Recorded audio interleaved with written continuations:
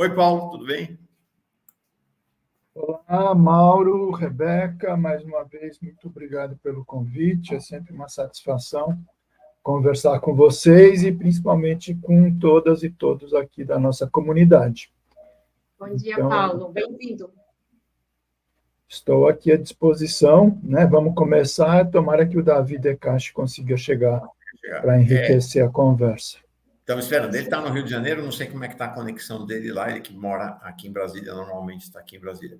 Paulo, eu vou querer o balanço do ano, evidente, mas antes do balanço do ano, saber se esse seu coração de economista, se ele ficou muito emocionado com o espírito de Natal do nosso presidente, de ter chamado o Campos Neto para a festa de Natal lá na Granja do Torto.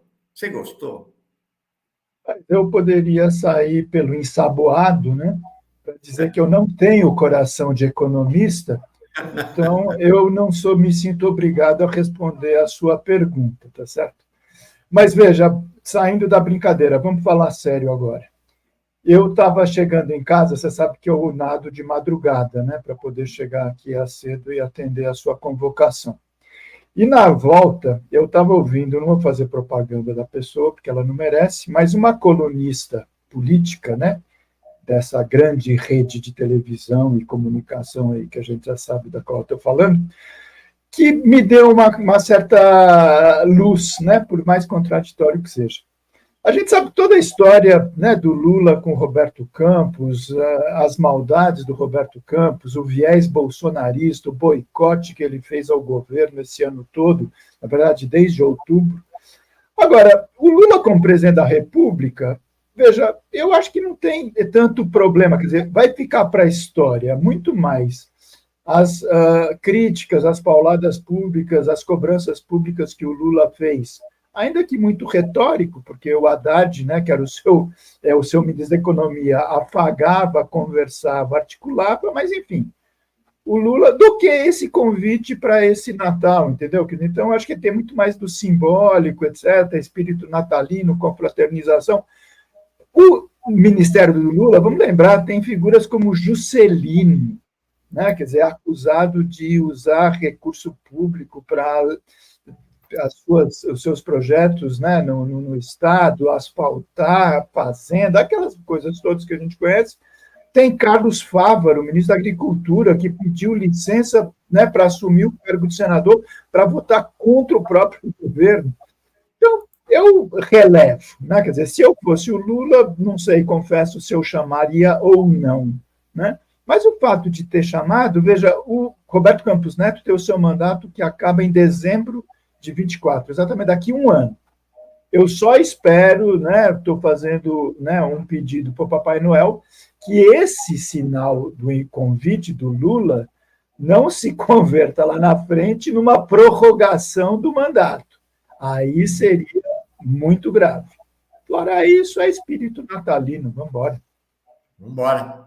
Vamos embora, trazendo Davi Decache. Hoje lá do Rio de Janeiro, chega mais para essa nossa conversa, Davi. Que bom que você está aqui, tudo bem? Olá, Mauro. Olá, Paulo. Olá, Rebeca. Sempre um prazer conversar com vocês. Tudo ótimo por aqui. E com vocês, espero que também esteja tudo bem. Com nossa audiência, idem. Legal. Legal. Bom, já vi que a internet está meio fraquinha lá no Rio, mas vamos tentar tocar. Davi, eu quero começar. O Paulo falou aqui sobre o espírito de Natal de Lula e de Campos Neto, mas eu queria, já que você chegou, começar pedindo para vocês dois uma avaliação do que foi este ano econômico, ano de política econômica e ano de economia política de ano 1, Lula 3. Começando contigo, Davi, que chegou agora. Mauro, nós tivemos um ano muito razoável, pois foi um ano puxado por uma forte expansão dos gastos e investimentos públicos, né? Como nós sabemos, quando o Estado age disponibilizando renda para as famílias, ampliando o consumo, dando dignidade, gerando empregos, a economia também cresce, o desemprego cai, e isso gera uma sensação de certo bem-estar e de continuidade nas melhorias econômicas, né?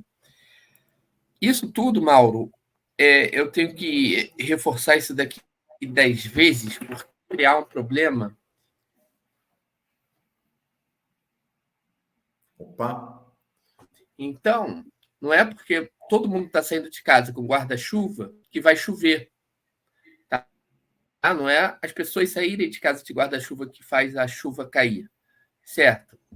Assim como não é o anúncio, por exemplo, reforma tributária que vai passar a valer de verdade lá depois de 2027, ou do novo arcabouço fiscal que vai valer a partir de 2024, ou seja, do conjunto de medidas que foram tomadas esse ano para o futuro, que causaram crescimento presente. Então, isso está acontecendo muito no debate econômico, pegando coisas que ainda não estão valendo para explicar o crescimento econômico. E são justamente coisas que revertem as condições que tornaram possível o crescimento econômico desse ano. Perfeito, Mauro? E esse ponto eu acho essencial na avaliação do porquê esse ano a economia cresceu. Tivemos um déficit muito grande esse ano. Eu acho que vai fechar na casa dos 170 bilhões. Um mega déficit. O que esse déficit significa? Significa que foi ele que permitiu recompor salário de servidores públicos em 9%, aumentar salário mínimo, ampliar, retomar investimentos públicos nesse Brasil que estavam destruídos. Então, uma série de medidas importantes via déficit público, via gasto público, isso tudo foi importante.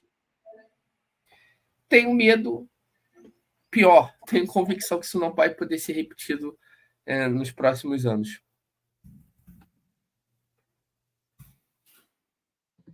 Isso aí. Isso.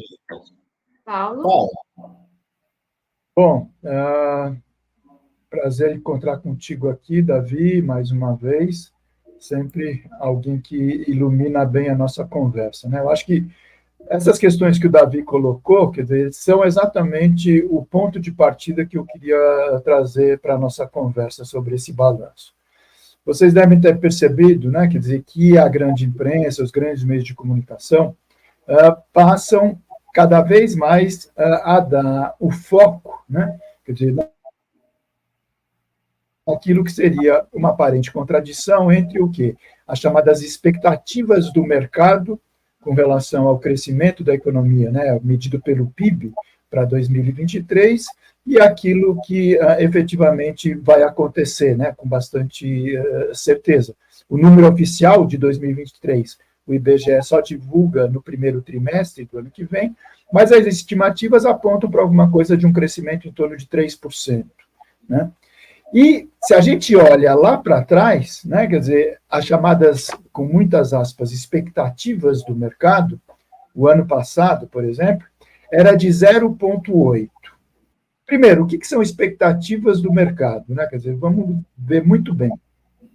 Quando se fala em mercado, né, quer dizer, se a gente quiser pegar, né, os pais da economia política moderna, liberal mesmo, Adam Smith, Ricardo, etc., o mercado se compõe do quê? Forças de oferta e forças de demanda. Né? Então, quando se fala, não, as expectativas do mercado, já tem um viés enorme, porque quem fala isso está pensando nas empresas, na oferta, nos capitalistas. E no Brasil, quando se fala expectativa de mercado, é ainda mais reduzido. Isso aí se concretiza numa pesquisa semanal, Mauro, a gente já conversou algumas vezes sobre isso, elaborada pelo Banco Central, pesquisa Focus, que dá expectativas de quem? De 160 dirigentes de bancos e de instituições financeiras. Você percebe? Você pega a média dessa galera que toda se conhece, se conversa e diz que as expectativas para o Brasil é isso ou aquilo. Não, é completamente viesada. Essa pesquisa tem interesse, primeiro aspecto. Mas eles diziam lá atrás, no começo do ano passado, né, que as expectativas para 23, segundo eles, seriam muito ruins. Por quê? Porque eles misturam um pouco de vontade política, chantagem política, com equívocos nos modelos econométricos deles. Porque qual era o desejo? Era que, lembra, o discurso do Paulo Guedes ao longo dos 3 primeiros anos do Bolsonaro era de austeridade completa, privatização completa, etc. Depois veio a pandemia, ele teve que, né, acabar relativizando um pouco.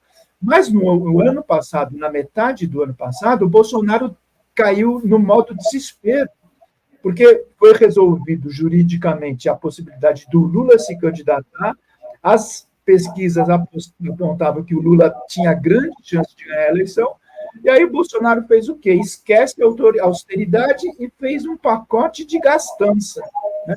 Como a grande mídia gosta de criticar. Então, aumentou auxílio emergencial, distribuiu aumentos, né, de investimentos, de despesas públicas. Não é o que a gente acha correto, mas teve aquilo que o Davi fala, é recurso público na veia da atividade econômica do setor privado.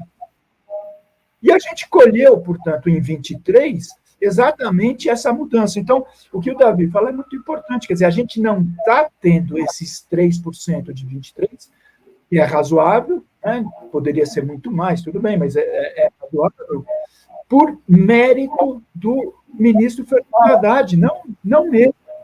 Infelizmente, a gente está surfando em dois pontos. Primeiro, é a mudança, né, do desespero eleitoral do Bolsonaro, e segundo, também, a PEC da transição.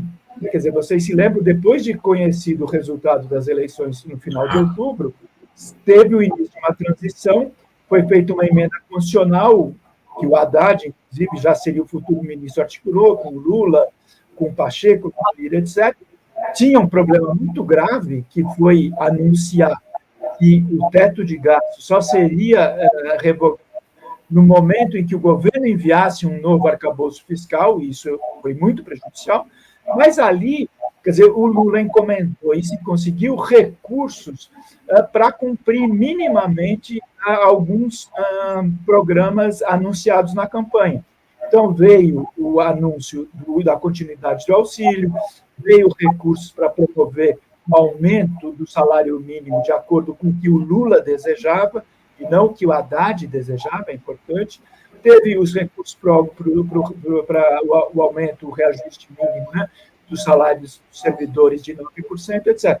Então, esse conjunto de medidas, quer dizer, lançou as bases para que a economia desse um sobrefôlego ao longo desse ano. Mas isso está muito longe de cumprir aquilo que era a promessa do Lula e que é fundamental. Para mim, são duas frases que resumem. Eu quero fazer 40 anos em 4 e eu quero fazer mais e melhor do que eu fiz nos 2 primeiros mandatos. E, infelizmente, ao longo de 23, os projetos que o Ministério da Fazenda encaminhou, etc., e que depois o Congresso acabou aprovando, não apontam nesse sentido. Pelo contrário. Quer dizer, eles apontam numa redução do ritmo da atividade, pelo menos em comparação a 2023. Então, se o Lula não der um cavalo de pau nessa orientação de austeridade, de constrição, de redução, a gente não vai recuperar a economia nos níveis necessários para 24, 25 e 26. Interessante isso que vocês trazem. E aí, Davi, eu, durante um certo tempo, ao longo do ano, comecei formulei aqui, falei, até cheguei a escrever que, o Lula é o Lula, o Haddad é o Haddad. O Lula vai voltar atrás, vai mudar essa política do Haddad, essa política contracionista do Haddad. E aí, ao longo do tempo, fui vendo, não é bem assim, né? A história não é bem assim. E agora acaba de sair um artigo de 2 professores, né? O André Singer, André Singer foi meu colega na Folha de São Paulo, muitos anos atrás, foi porta-voz do primeiro governo Lula, é um dos maiores cientistas políticos do Brasil, e com o economista Fernando Rugitsky. E aí o André lembra que esta equação de fazer uma política econômica ao agrado da burguesia e do capital financeiro, especialmente, e fazer no atacado, né? Como ele diz, olha, as políticas econômicas do governo Lula, elas no atacado são voltadas para a burguesia e o capital financeiro. No varejo, você tem um contraponto de concessões no varejo para os setores populares. Aí você vem com programas tipo Bolsa Família, Minha Casa Minha Vida, que não mexem com a estrutura do país, porque a estrutura está mantida, né, do jeito, tal qualmente sempre foi, mas faz algumas concessões, isso deu certo, né, nos 2 primeiros governos Lula, e o que eles alegam é que o espaço para dar certo, ou melhor, para que essas concessões fossem significativas e tivessem efeito, já não existe, praticamente não existem mais.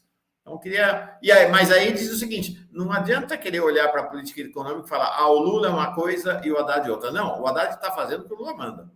Né? O que você acha, Davi? Eu acho que você resumiu muito bem a essência do artigo. E é importante, Mauro, nós pensarmos tanto, no governo, e não, tem um ministro fazendo uma coisa, o outro fazendo outra. Isso geralmente tem muito mais a ver com tática de comunicação política, né?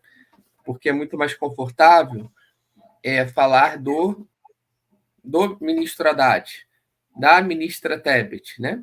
Porque aí a gente consegue deslocá-los do governo, como se tivesse um projeto de governo e um projeto da equipe econômica. Isso traz conforto para as nossas análises políticas, quando, na verdade, nós estamos falando de algo que vai além até do próprio governo. É um governo que está inserido em um projeto, em um aprofundamento dessa dinâmica de espoliação ultra-neoliberal que se inicia em 2015, é aprofundada brutalmente após o golpe e até agora não foi interrompida. O governo se inseriu nessa dinâmica, tá? Isso é muito importante. Por quê? Porque uma coisa é quando nós estamos nos comunicando para fazer agitação. Então, aí a gente pega o Campos Neto. Olha, o Campos Neto.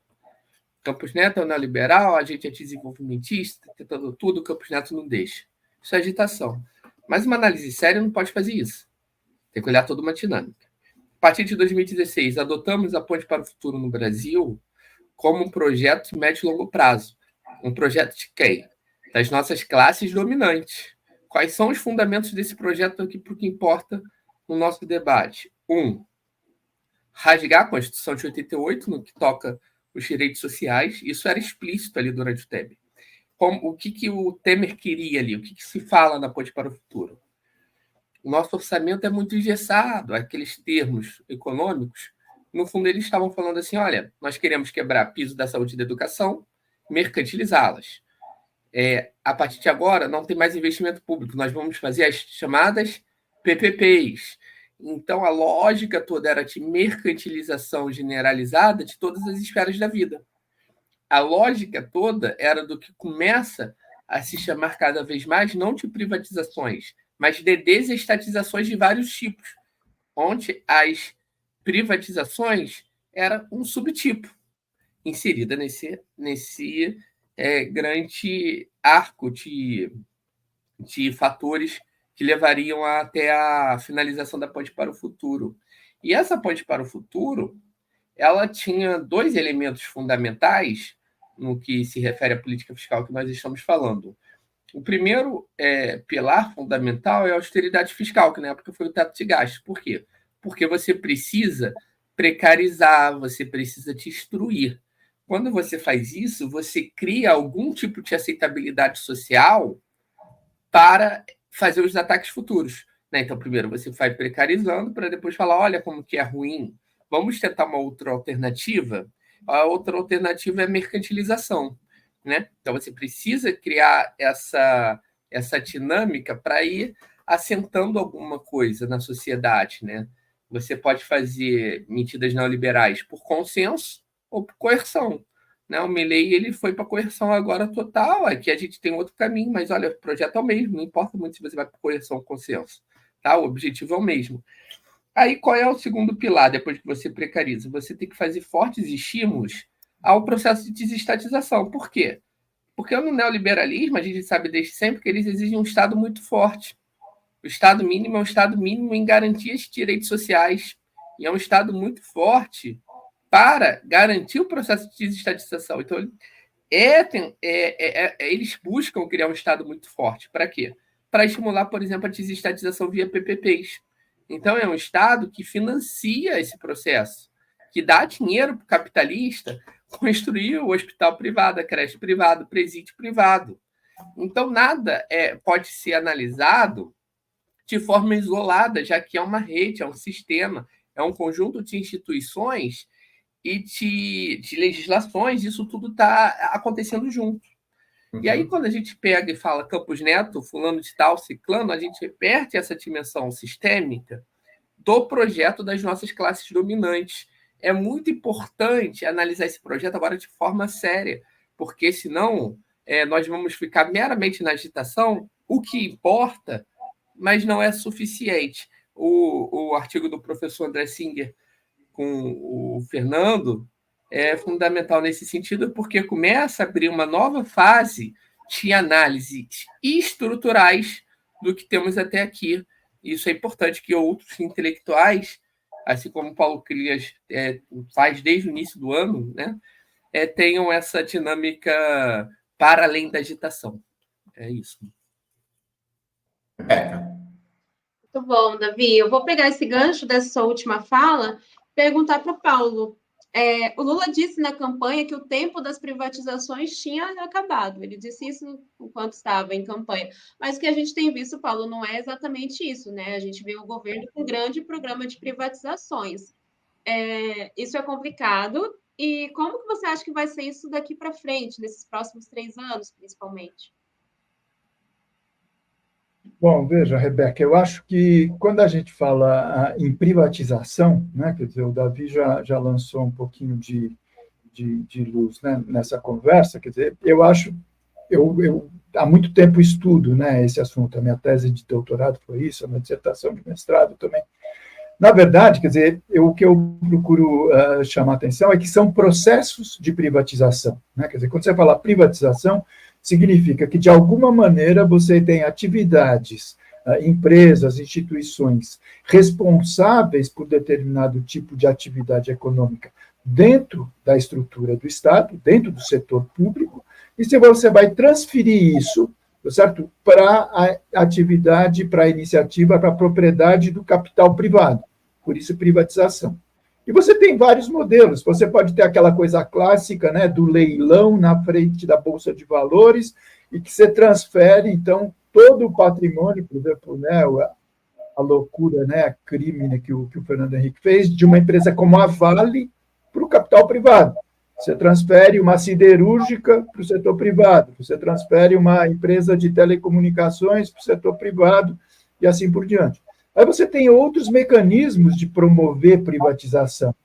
Por exemplo, o Davi apontou, se você começa a ter uma política de estrangular o Estado, né? Quer dizer, na verdade, é uma espécie de suicídio político, é a coisa mais contraditória possível, né? Mas o Congresso legitimando um desejo do governo, e você reduz as verbas orçamentárias para setores essenciais, para a saúde, para a educação, para a previdência, para a assistência, inclusive, para a segurança pública, você está abrindo o caminho, não é porque você vai vender, né, um hospital, não precisa fazer isso, mas tem mecanismos muito mais sutis, sofisticados do capital financeiro para que a gestão e a atividade e a lucratividade dessas atividades sejam transferidas. Então, você pode fazer por concessão, o Davi apontou por parcerias públicos-privadas, né, a lei de PPP, e vamos lembrar que o ministro Fernando Haddad, ele bate no peito para dizer que ele que foi o principal formulador da lei de PPP, e é verdade.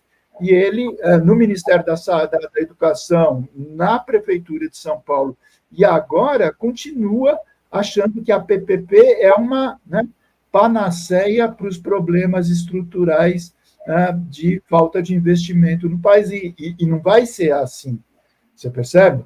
Então, é óbvio, quer dizer, o discurso do Lula é muito importante e, efetivamente, a gente não teve nenhuma venda de empresas estatais, isso, né, vamos dizer, pode ser considerado um avanço à medida que você tinha o risco, né, que o Bolsonaro, quer dizer, iam vender 100%, veja o Milei já está querendo vender de novo aerolíneas, argentinas, a YPF, né, a Petrobras deles, e isso, no governo Lula, né, por enquanto, não está colocado na ordem do dia. Mas o que acontece? Quer dizer, as necessidades de investimento público, tá certo? Que eram esperadas por um governo que retomasse a agenda do desenvolvimento, a agenda da inclusão, do crescimento do nível de emprego, essa coisa toda, ela exige investimento público na veia. A gente já conversou muito sobre isso. E a resposta que o governo, o ministro Haddad, enfim, oferece para a sociedade é a antítese disso. É o reforço da austeridade. Não podemos gastar. Quer dizer, se você não pode gastar nem no gasto corrente, como a gente chama no economês, né? Para pagar medicamento, pagar salário de enfermeiro, de médico, etc., para construir novos hospitais, para construir novas escolas, enfim, o que você vai fazer? Você, para atender às necessidades da população desses serviços públicos, acaba fazendo, né, as parcerias públicas-privadas com organizações sociais, com empresas, o que seja, tá certo? Que é efetivamente uma forma de privatização. Eu encerraria, tá certo, com uma provocação, quer dizer, vocês devem ter percebido que tem um debate dizendo, então você está querendo dizer que o governo Lula é um governo neoliberal, né? Quer dizer, se a gente quiser fazer uma análise rigorosa, né, e o Davi já apresentou, quer dizer, você tem, de alguma maneira, uma continuidade da política econômica desde a época do Temer. Vamos lembrar, o MDB, que era o partido do Temer, ele fez esse programa que o Davi apontou, chamado Ponte para o Futuro, e ali dizia claramente quais eram as etapas. Com a chegada de Lula 3, você não teve uma ruptura com esse processo. Você teve, de alguma maneira, uma continuidade, mas com algumas nuances. Você recuperou reajuste de salário mínimo, você deu reajuste de servidor, aquela coisa. Mas a estrutura do programa de governo, a estrutura de lançar as bases para uma etapa desenvolvimentista, isso não foi feito. Então, eu sairia dessa provocação, eu não sei se o governo Lula é neoliberal, porque isso vem aquela comparação, né? Quer dizer que Lula é igual a Bolsonaro, essa coisa, acho que a gente não deve cair nesse tipo de simplicidade, simplificação política. Mas a política econômica do governo Lula 3, na sua essência, ela contém elementos básicos do programa neoliberal. Tem uma questão, Davi, que eu queria te colocar, que é a seguinte: eu concordo muito com a avaliação de vocês. Para mim foi uma surpresa, eu estava escrevendo artigos de avaliação desse primeiro ano do governo Lula, e o André Singer solta esse artigo dele, e falei, tá batendo tudo igual, né? Falei, como é que eu vou escrever um artigo com maior competência do que o André Singer e o professor Vygotsky sobre esse assunto? Muito, muito interessante. Queria trazer muito no ponto. Queria trazer para você uma provocação. Primeiro o governo Bolsonaro não foi o que nós esperávamos. Não foi o que nós esperávamos. E não foi o que nós esperávamos por causa da vida. Porque a expectativa em relação ao governo Bolsonaro depois da eleição dele era um negócio de paralisia do país, liquidação de todos os ativos públicos, né, jogar o Brasil na recessão, era o que a gente esperava. Não aconteceu isso. Por quê? Teve a pandemia. E aí, durante a pandemia, o Bolsonaro foi obrigado a injetar. É claro que teve privatização, teve todas as violências econômicas típicas do ultraliberalismo, até mais do que o neoliberalismo. Mas durante a pandemia, o Bolsonaro foi obrigado pelo Congresso Nacional, né? Depois ele tentou capitalizar, esperto, malandro ele, mas ele foi obrigado pelo Congresso Nacional a injetar, não é um caminhão, é milhares de caminhões de dinheiro na economia, que foi o auxílio emergencial. Isso ativou a economia. Depois, ele fez o mesmo e ainda mais para tentar garantir a reeleição dele. E quase se reelegeu. Então, o que a gente viu é que o governo Bolsonaro acabou tendo uma trajetória da política econômica em que ele tinha uma política econômica macro neoliberal, mas essa política de concessões no varejo para a população acabou sendo mantida, não por desejo dele, mas por conta da pandemia primeiro e depois pela necessidade da reeleição. O que entrou de dinheiro na economia em 2022 por conta desta questão da tentativa de comprar a reeleição é um negócio brutal, brutal. Então você tem isso.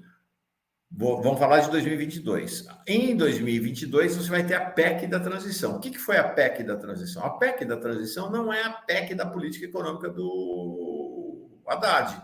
A PEC da transição é o apavoro, é o apavoramento em que aquela coligação vencedora, Lula, e estava todo mundo apavorado, dizendo o seguinte: bom, 1º de janeiro acabou o Brasil. 1º de janeiro, do jeito que o Bolsonaro deixou, não vai ter dinheiro para pagar a conta de luz.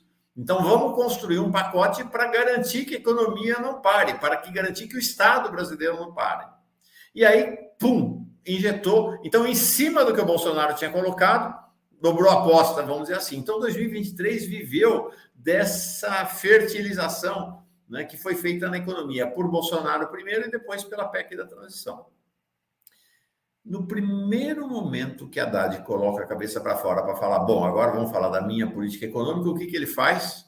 Ele diz que não ia ter aumento do salário mínimo, que não ia ter aumento real do salário mínimo. O aumento real do salário mínimo aconteceu contra a vontade do Haddad. Então, acho que essa ideia que vocês trazem é muito interessante. O que a gente assistiu em 2023 tem a ver com a cauda longa, para usar uma expressão que os economistas gostam, do dinheiro colocado na economia pelo Bolsonaro para tentar garantir a reeleição e o impacto direto da PEC da transição. Então, nós só vamos conhecer os efeitos da política econômica do Haddad agora, em 2024. Na verdade, já estamos conhecendo nesse último trimestre, que a economia já está, ao que tudo indica, desacelerando fortemente.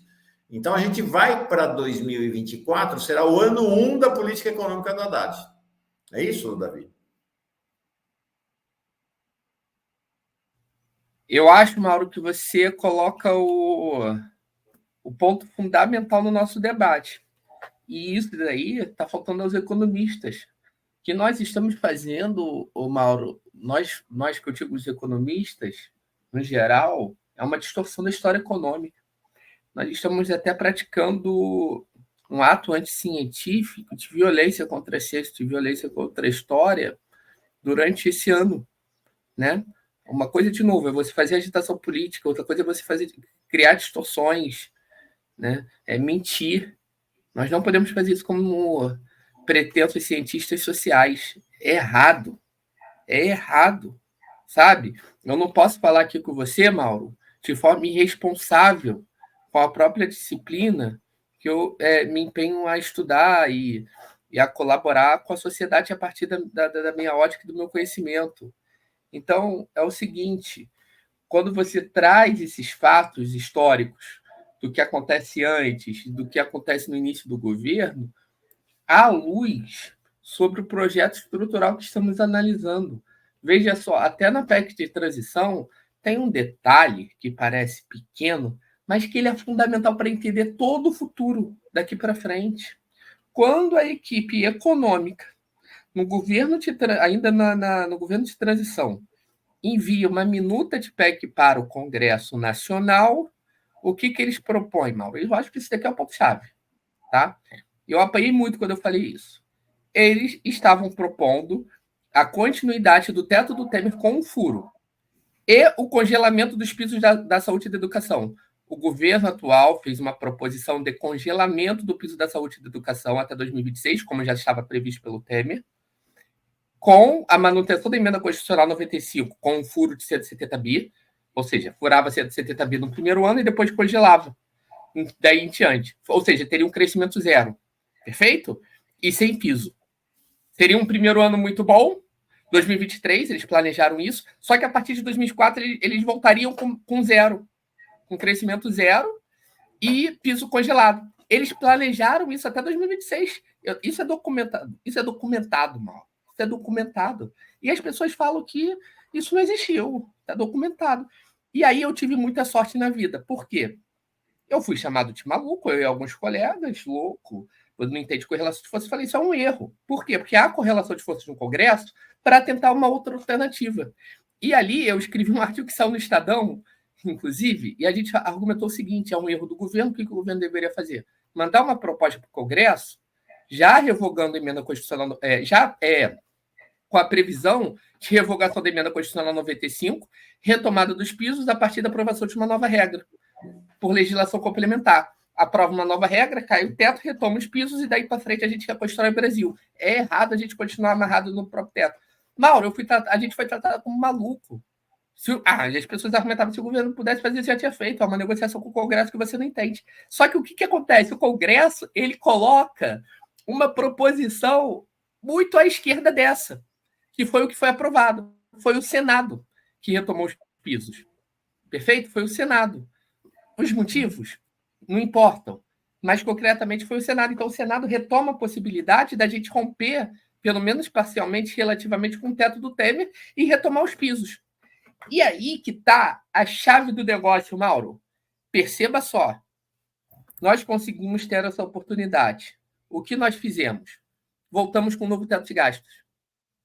Voltamos com a lógica de teto de gastos e já que não conseguiram congelar os pisos da saúde e da educação porque não tiveram correlação de forças, faltou correlação de forças à direita, percebe? Faltou correlação de forças à direita, eles estão propondo uma PEC para o ano de 2024. Essa é a proposta econômica para o ano de 2024 anunciada, tá? A agenda econômica de 2024 anunciada, falaram que estudaram um ano inteiro para fazer isso em 2024, quebra de piso de saúde e educação.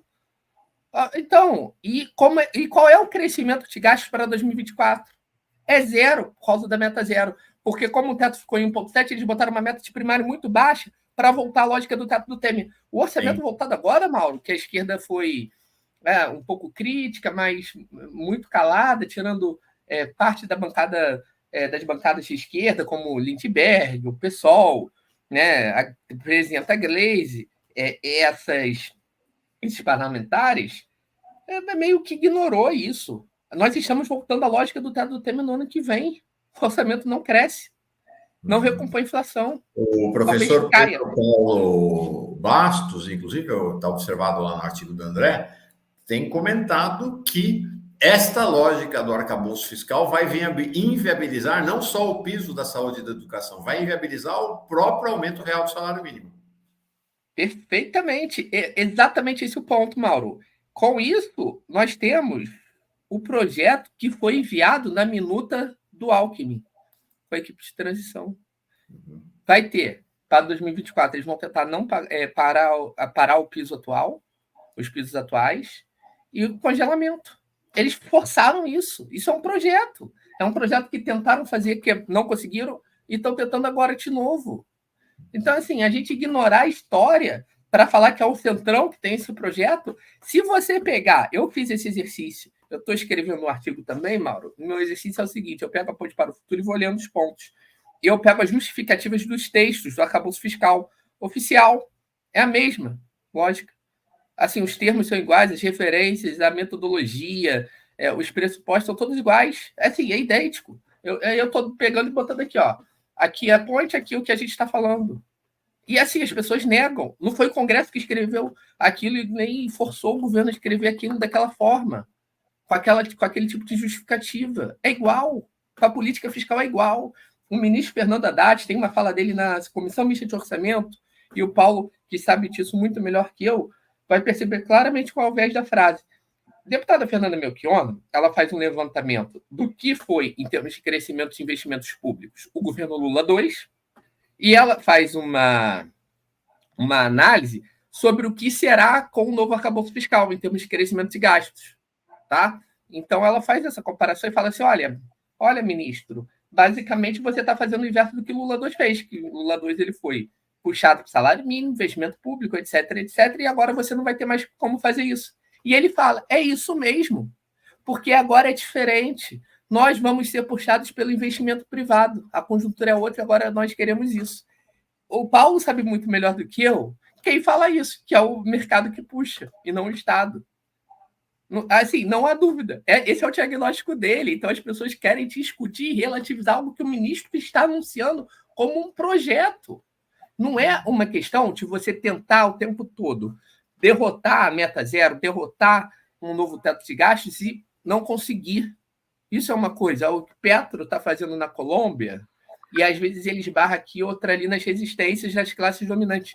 Outra coisa é você defender efusivamente o projeto das classes dominantes e vem militante intelectual negar que esse é o projeto que o ministro anuncia, ele fala que ele quer, que ele defende.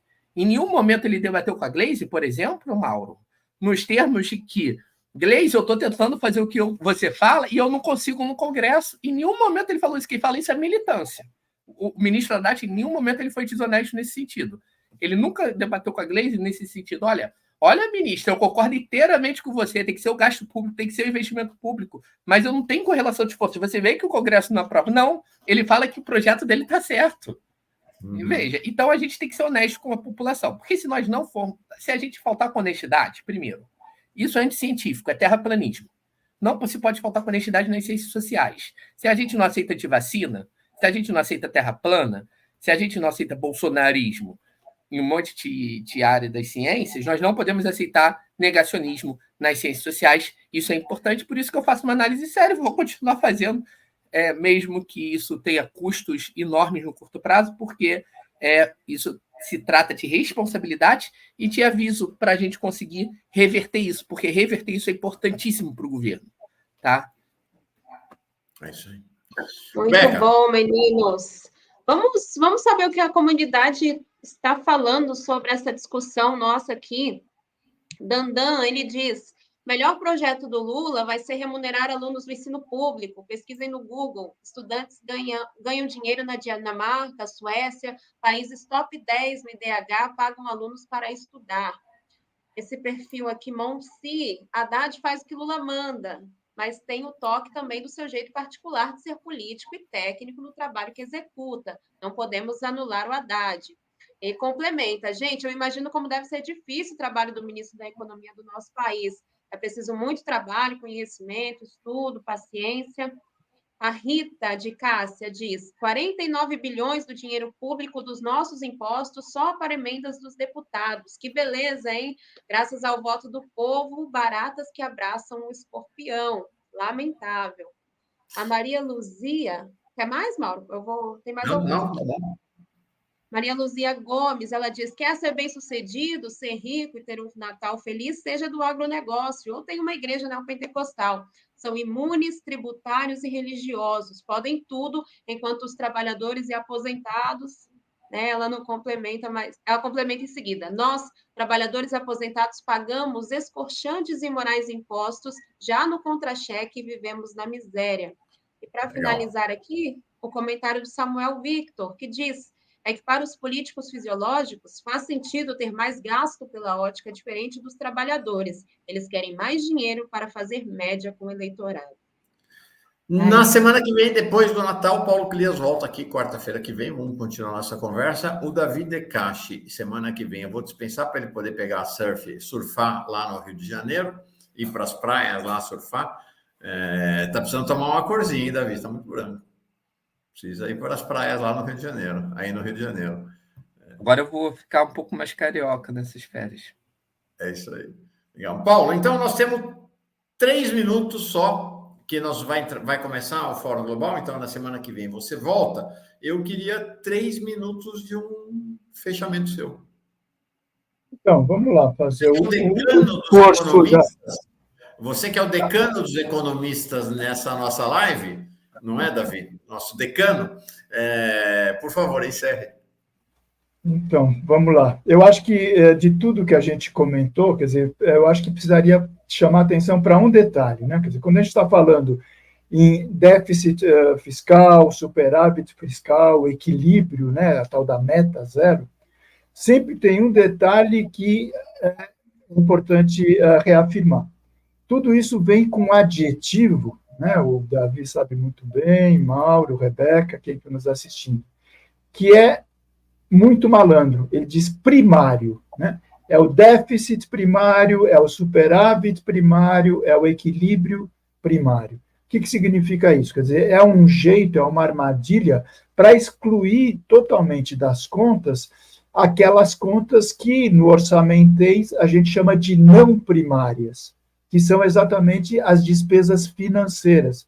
Então, toda essa grande conversa que o ministro Fernando Haddad apresenta, que os especialistas, com muitas aspas, dos grandes meios de comunicação falam, do esforço, da austeridade, ela vai para quê? Para a educação, para a saúde, para a previdência, para a assistência, para a segurança, para saneamento, para investimento, para salário do servidor, mas ela tira qualquer tipo de limite, de teto, de contingenciamento para aquela que é a segunda maior rubrica orçamentária do Brasil, que são as despesas com juros da dívida pública. Disso ninguém abre a boca. Eu gostaria de ver o ministro Haddad dizer, não, o esforço orçamentário da austeridade, vamos cortar também, né, o pagamento de juros da dívida pública. Esses últimos 12 meses, gente, que foi encerrado, o ministro fala, não, tirar 1 bilhão daqui, 2 bilhões daqui, essa medida provisória vai dar 20 bilhões. O Brasil gastou 720 bilhões, eu repito, 720 bilhões para pagamento de juros da dívida. Isso vai para o topo do topo da pirâmide, é um gasto parasitário, é um gasto que não gera atividade econômica nenhuma. Essa sim é a verdadeira gastança. E disso a gente não ouve nada. Então, o que é fundamental, quer dizer, é que o governo agora já acabou, votou a LDO, votou o orçamento, mas logo no início do ano, reverta essa coisa da meta fiscal equilibrada, de zero. A gente tem que apontar para a sociedade, para o Congresso, que a execução do programa de governo e a solução dos problemas principais do Brasil depende do oposto, de reconhecer que vai ter déficit. Por quê? Porque despesa pública, investimento público, é alguma coisa que nessa contabilidade, receita e despesa, faz com que a despesa seja maior. Isso não é heresia, isso não é catástrofe, isso não vai quebrar o país. Pelo contrário, isso vai ajudar o país a sair dessa estagnação e encontrar o caminho do desenvolvimento. Tem muita conversa para fazer. Semana que vem o Paulo Clias está aqui, mas ao longo de 2024, muita conversa para fazer com esses dois brilhantes economistas. Feliz Natal para quem é de Natal, feliz fim de semana estendido para quem não celebra o Natal, né? Mas alegria e paz para vocês dois. Obrigado pelas formulações brilhantes que vocês trazem para nós sempre, viu? Valeu, Davi. Valeu, Paulo. Valeu, Paulo. Sempre um prazer conversar com você. Obrigado, Davi. Valeu. E eu vou anunciar de público aqui, é o mais novo doutor em economia da Academia Brasileira. Parabéns ao Davi. E também tem... Doutor em economia, parabéns, super. Obrigado, Paulo. Não fique escondendo isso, não tem que ter vergonha, não. Os maus economistas que fiquem com o problema dele, os bons têm que ser doutor. Parabéns. Obrigado. Valeu. Parabéns. Presente de Natal que o Davi se deu a si mesmo, né? Tornar-se doutor em economia. Você sabe o quão suado foi esse caminho, né, Davi? Sem dúvida. Bastante. Obrigado, viu? Um abração para os dois. Um abraço, pessoal. Tchau, tchau.